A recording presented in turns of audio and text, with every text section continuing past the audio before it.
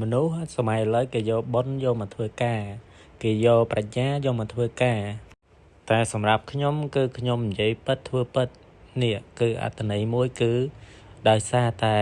យល់ថាពិភពលោកនឹងគឺវាចាប់ផ្ដើមលែងមានអ្វីជាយុត្តិធម៌សម្រាប់មនុស្សគ្រប់គ្នាហើយ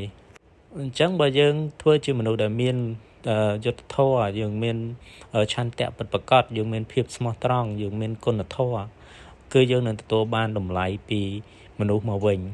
នេះដីរបស់ខ្ញុំគឺខ្ញុំលក់នៅក្នុងតម្លៃមួយដែលសមរម្យហើយខ្ញុំក៏បានប្រកាសប្រាប់បងប្អូនដែរថា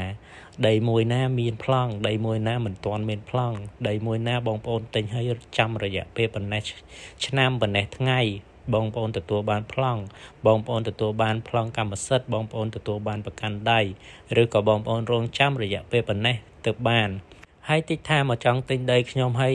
អត់មានលទ្ធភាពចង់បាន 3-4 ឡូជាប់គ្នាអីណាបងមលុះបងអីហើយប្រាក់ខែតិចតួចហ្នឹងគឺខ្ញុំលក់ឲ្យចោះខ្ញុំមិនចេះតែយកលុយបងប្អូននោះទេបើសិនជាបងប្អូនមានលុយគ្រប់គ្រាន់ពិតប្រាកដពិតជាចង់បានដីនឹងពិតប្រាកដគឺទៅខ្ញុំលក់ឲ្យ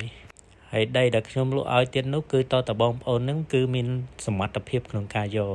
បងប្អូនចង់យក2 ឡូប៉ុន្តែអត់មានលទ្ធភាពមានសមត្ថភាពក្នុងការយកក៏ខ្ញុំអត់លក់ឲ្យបងប្អូនដែរខ្ញុំលក់ជូនអ្នកដែលមានសមត្ថភាពបើបងប្អូនមានសមត្ថភាពធំ1 ឡូគឺខ្ញុំនឹងបិទបងប្អូនតែ1 ឡូតែប៉ុណ្ណោះគឺខ្ញុំអត់លក់ឲ្យបងប្អូនធ្វើអ្វីលើសពីសមត្ថភាពនោះទេហើយបើតំបន់ណាមិនទាន់មានប្លង់រឹងខ្ញុំប្រាប់បងប្អូនថារងចាំនៅក្នុងប៉ុណ្ណេះខែខ្ញុំមិនមែនជាអ្នកលក់លេប្រាប់មួយថ្ងៃស2ថ្ងៃសដើម្បីលក់លេដាច់នោះទេ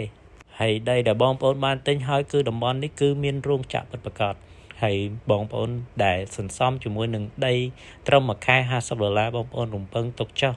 គឺបងប្អូននឹងទទួលបានផ្លែផ្កានៅពេលក្រោយ